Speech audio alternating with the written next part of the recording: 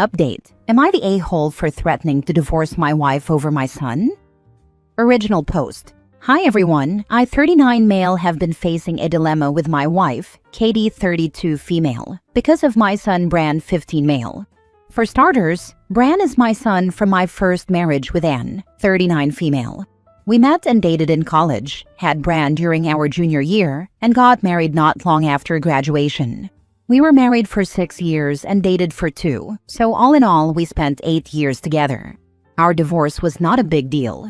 We both realized that while we worked as a great team parenting, neither of us was genuinely happy being married to each other.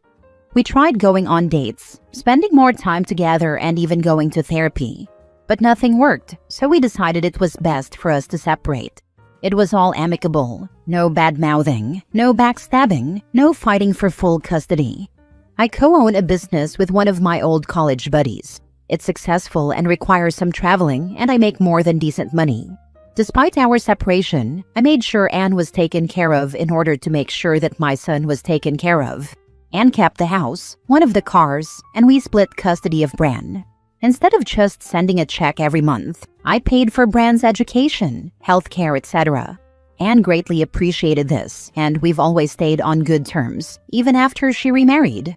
Now on to my problem. I met Katie a few years ago while at a friend's wedding. We chatted, danced, and genuinely had a good time. I found her funny, smart, and ambitious. We exchanged numbers after that and went on a few dates before making things official after 4 months of getting to know each other. I was honest with Katie about my ex and my son from our second date. I explained that I lived 2 blocks from my ex, that my son came over unannounced a lot because, well, he could, and that he came first in my life. At the time, Katie said she understood, and I believed her, especially after she met Bran for the first time, and they bonded over a shared love of Star Wars. Fast forward, and Katie and I have been married for 3 years. My son was my best man at our wedding, and he has a good relationship with my wife. All was well before the topic of kids was brought up. To be honest, we talked about it before we got married. I was clear that I wasn't too on board with having another kid. Again, Katie said she understood and that she was okay with not having kids. But 2 months ago, she sat me down and asked if I'd consider having a kid with her. I was a little taken aback and told her I'd think it over. My wife was a little pissy that I didn't give her an immediate answer, but said she'd give me time to think. Well, that was 2 months ago, and finally last Sunday, my wife brought it up again, impatient and demanding that I give her a straight yes or no answer. Not wanting to hurt her feelings, I said no, that I saw no point in having a baby at the moment, but that we should revisit the topic in another year or so. I thought it was a reasonable response, but I guess it was the wrong one. My wife blew up at me, shouting about how she'd been understanding and patient all this time, that she'd been putting up with my past memories, and accepted my flaws as a partner.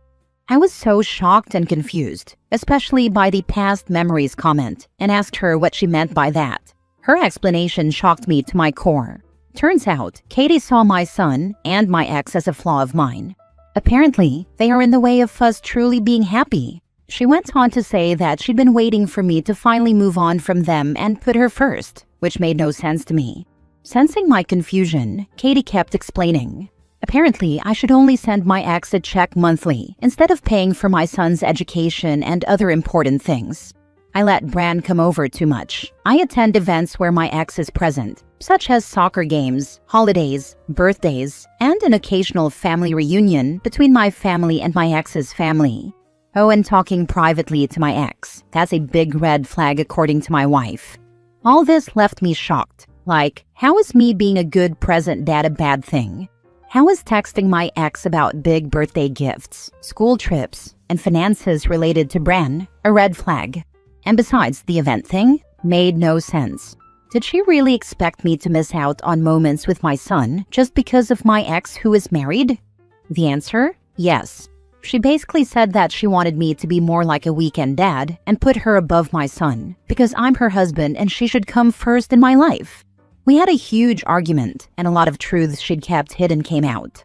I threatened to divorce her if she kept acting like this, because she's clearly been lying to me for years about how she felt, and now her true colors have come out. She blew up at me and is now staying with her parents, not answering my calls or texts.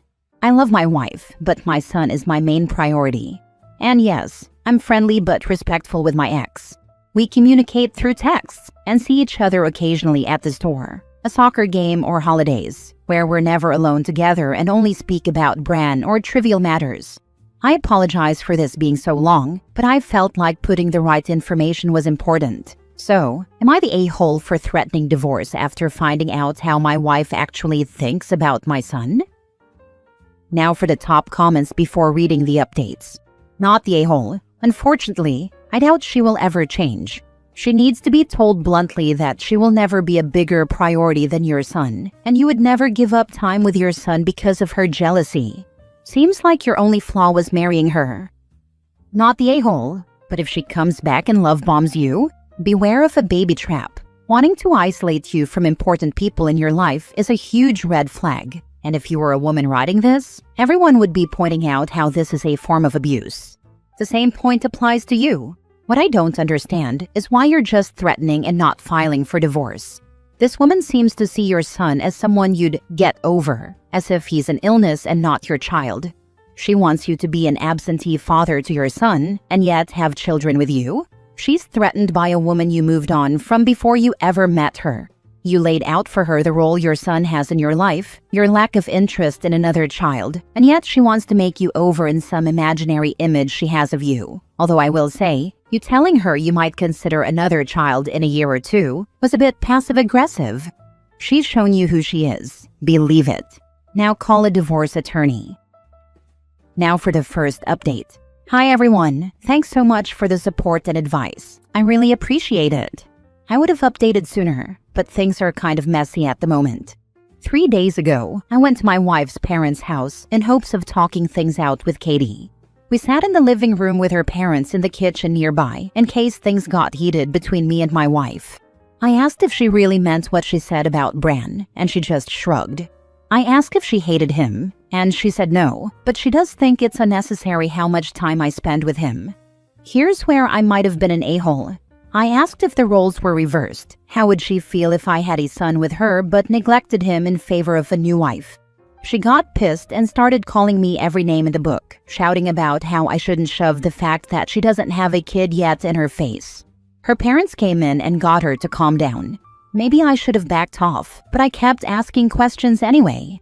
I asked if she would have neglected Bran if I'd had a baby with her earlier. She only said she would have prioritized that kid.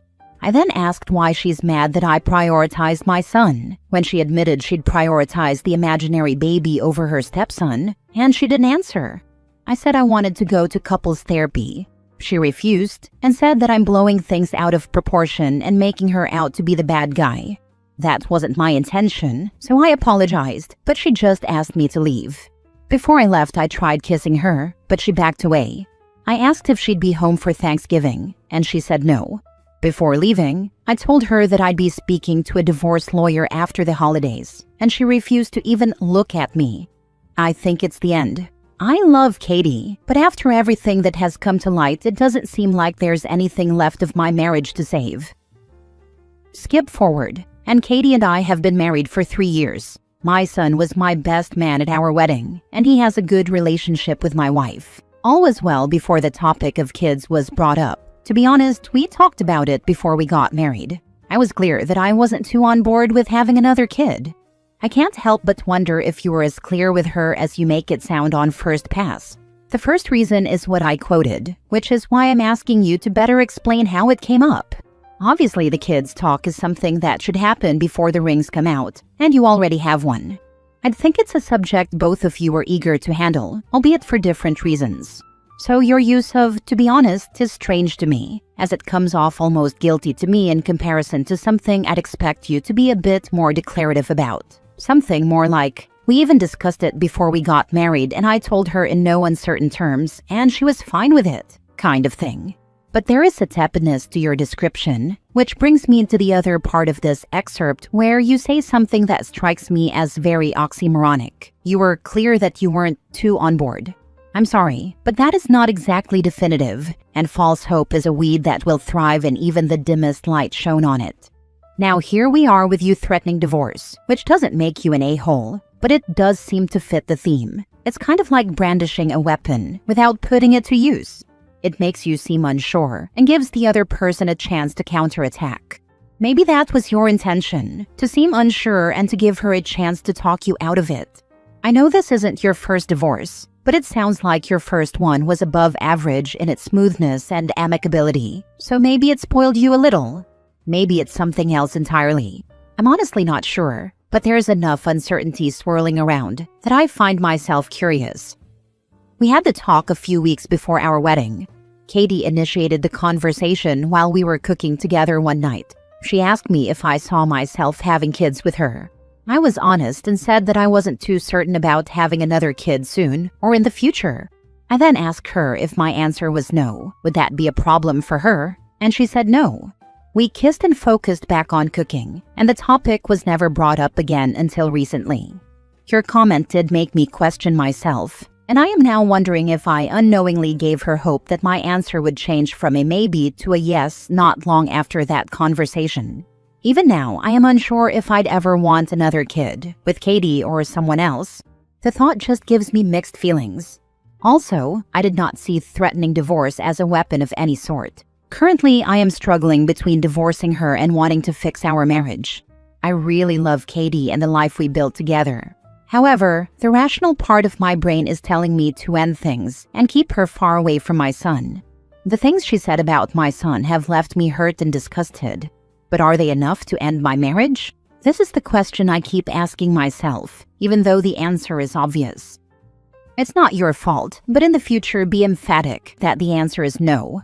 Both women and men will have hope that your mind will change otherwise. It is human nature to believe you will get what you most desire in the end.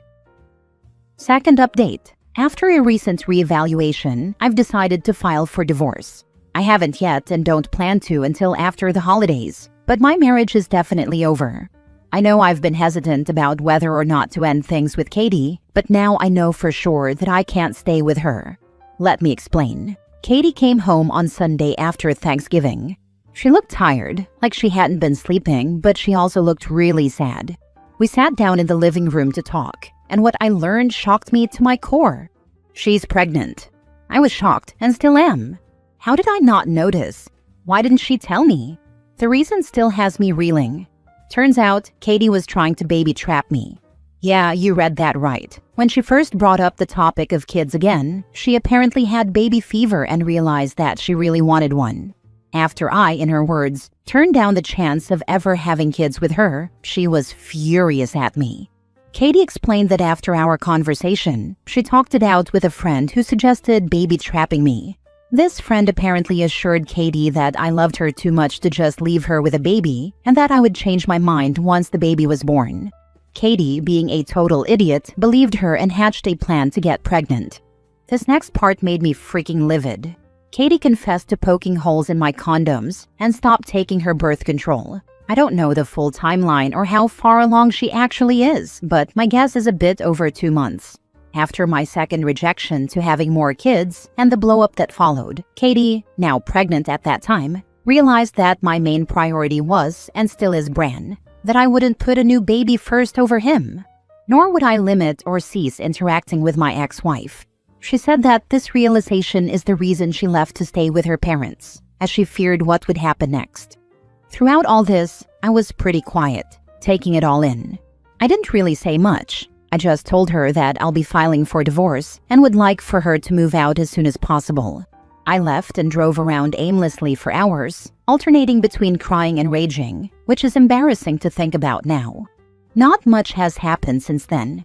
Katie refused to leave for a few days, begging and saying that we can fix our marriage and have a happy family with a baby. But I can't do that. For starters, she still believes what she said about Bran. Not only that, but she tried to freaking baby trap me. Like WTF? All trust is broken between us, and I genuinely don't think I could ever forgive her. I'm not really sure where to go from here. Divorce is a no-brainer, but Katie is still in the house, still begging me not to leave her, promising to go to therapy and work on herself. But none of that can convince me to stay with someone who broke my trust and betrayed me in one of the worst ways. How do I tell my family? Her family, friends, what should I say to Bran? With Christmas just a few days away, my family and Anne's family are coming over for our yearly party at Anne's house.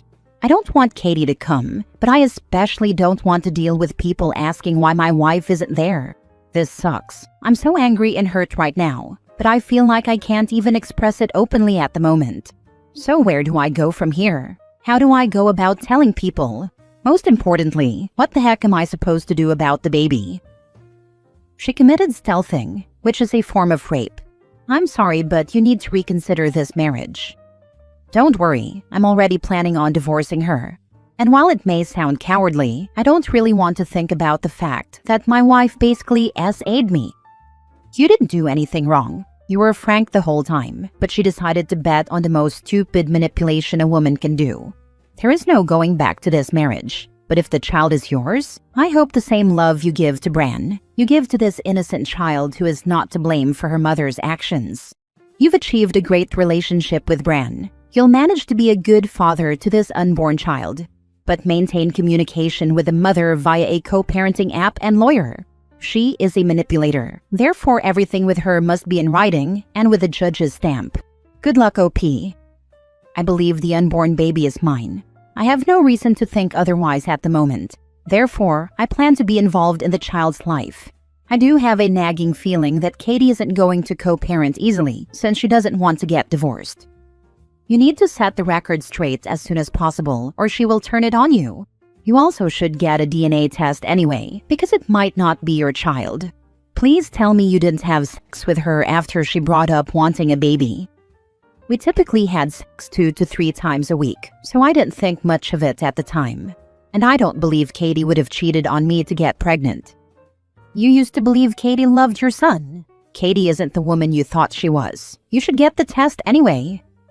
I've come to terms with the fact that she's not the woman I thought I married. I dislike thinking that she went so far as to cheat on me to get pregnant, but I now realize that a test is necessary for my peace of mind, at the very least. Now for the present update 11 months later. Hello everyone. I know it has been a while since my last update, and for that, I apologize. It's been a crazy year so far. I also want to thank everyone for all the support and advice. It's meant so much to me. I know you all probably want to know how the situation is going, so I won't waste any more time. So much has happened, so I'll try to organize everything without going into a lot of detail. Me and Katie's relationship. My divorce from Katie was finalized back in April of 2025. It was mostly thanks to Katie's parents that the divorce went so smoothly. For context, after the new year, I sent out a long email to my parents and Katie's parents explaining everything, from the baby trapping to what she said about Bran, and that I was planning to divorce her. I laid it all out for them, and after a week of silence, my father-in-law, Katie's dad, personally reached out to me and apologized on behalf of his daughter. He also said that he and his wife would support my decision to divorce Katie and make sure she didn't cause any problems for me. I didn't find out until later, but her parents had threatened to cut her out of their will if she refused the divorce any longer. In the end, I kept my house, as I'd had it long before I met Katie, and it's always been in my name. I also kept my car. As for money, Katie and I always had separate bank accounts, except for a joint account that we used for bills, groceries, Wi-Fi, etc. We did a 50-50 split of the joint account. I do have to pay her alimony and child support, which I'm all right with. As for Bran, after the new year, I had a sit down with Anne and her husband because he's also very involved in my son's life. I told them about everything that was going on between me and Katie and what Katie had done. We ended up sitting Bran down with all 3 of us there. I told him the truth about what Katie said and how she felt toward him, that she had lied for years and hidden who she really was. Bran took it pretty well. He was upset, of course, and asked a lot of questions, but ultimately he asked if I was okay and if this meant that I had to move away. I firmly said no and that I wasn't going anywhere. Bran was quite happy about that and gave me a long hug. And yes, I did tell him about the baby, but not about how it came to be, just that it was an unexpected accident. He's a smart and tough kid, but he's still a kid. He doesn't need to know about it just yet. I'll tell him when he's older. About the baby, this has been a very big emotional roller coaster.